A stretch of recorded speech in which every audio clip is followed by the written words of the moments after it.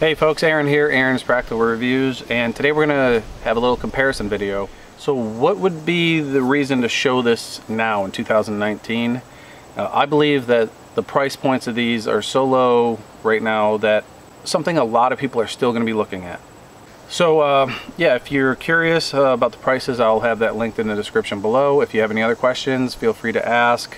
And just so you know, I'm filming right now on the Canon 6D Mark II with the 28-70 f2.8. A lot of people want to know that stuff. Let's just get into it, some videos and stuff. I'm not going to color correct. I'm not going to do anything like that. And the goal is to put them in different situations.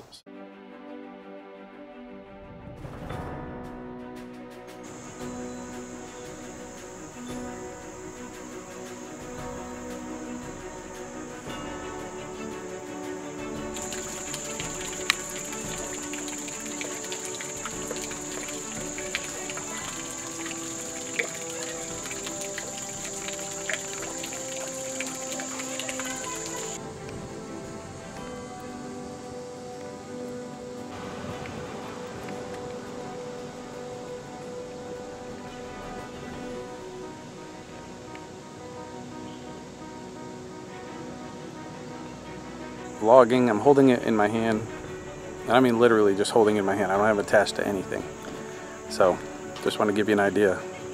And this is full auto mode. I'm not screwing around with any specialized settings or anything, but just to give you an idea. Alright, let's move on. So here, let's come over here in the shade and get down. Let's see, there we go, pretty good.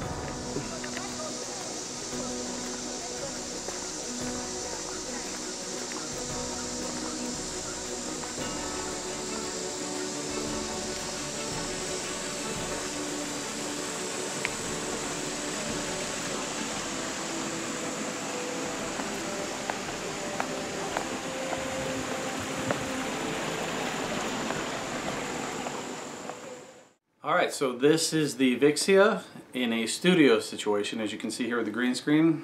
Basically, I have a couple decent lights up on both sides. I've got some overheads, and it's good lighting for green screen.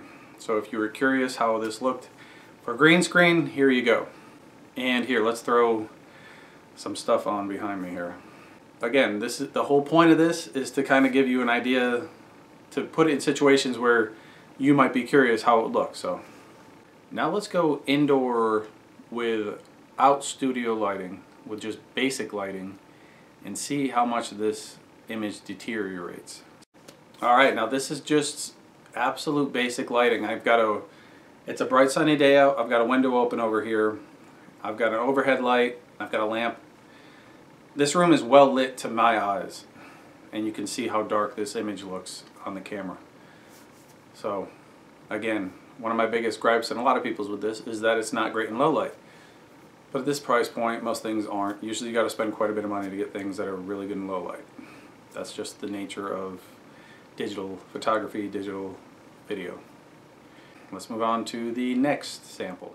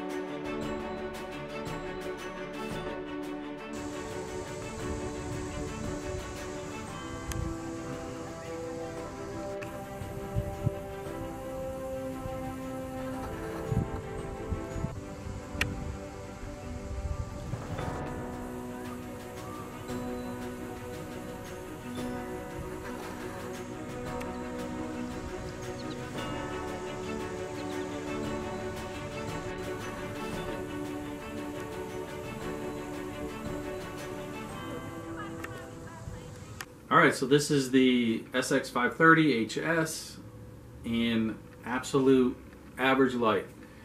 This is what you'd find indoors. I've got a window open over here. To my eyes, I can see pretty well. Everything's pretty well lit. And unfortunately, without a flip screen, I can't see myself right now to see if I'm even in focus or anything. I'm totally hoping that I line this up right. And that's just, you know, those are the limitations of this camera for vlogging and this type of video work.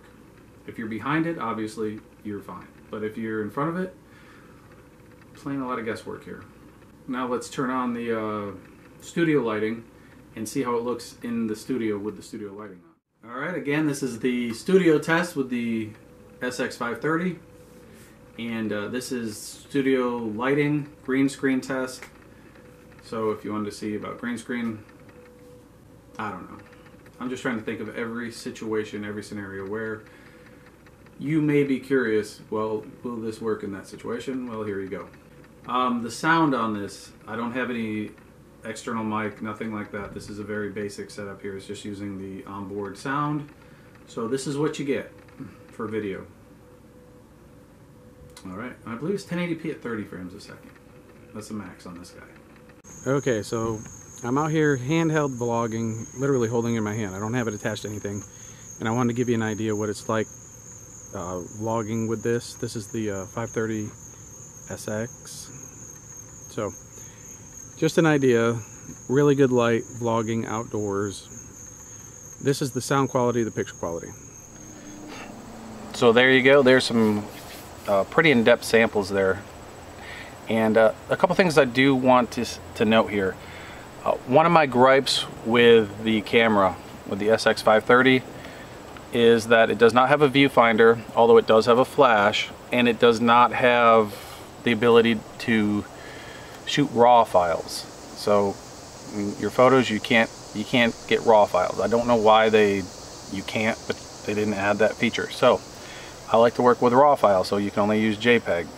So for the price, I mean, if they added RAW and had a viewfinder, I think this would all of a sudden jump way up in the $400 or $500 range, like some of their other point and shoots that do have that.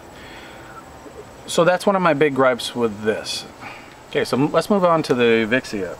For the price point, my expectations weren't very high, and I'm pleasantly pleased with the quality I get. However, I think the low light performance is pretty horrible, obviously, as I've shown, and the ability to connect an external microphone that's not powered, so none of my mics work, that's a big problem for a lot of people. A lot of people have left comments about that, and that could be a deal breaker for a lot of people. But fortunately, like I've said in previous reviews of this, the microphones are right here. They're right up front, so even if you're vlogging, you are talking directly into the microphones.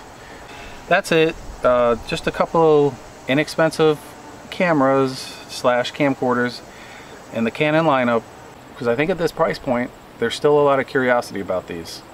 The best thing to do is just see samples, so that's what I try to do. Alright, thanks for watching. Subscribe, keep an eye out. I'm trying to post a video once a week if I can. But that's it. Thank you for watching, and have a fantastic day.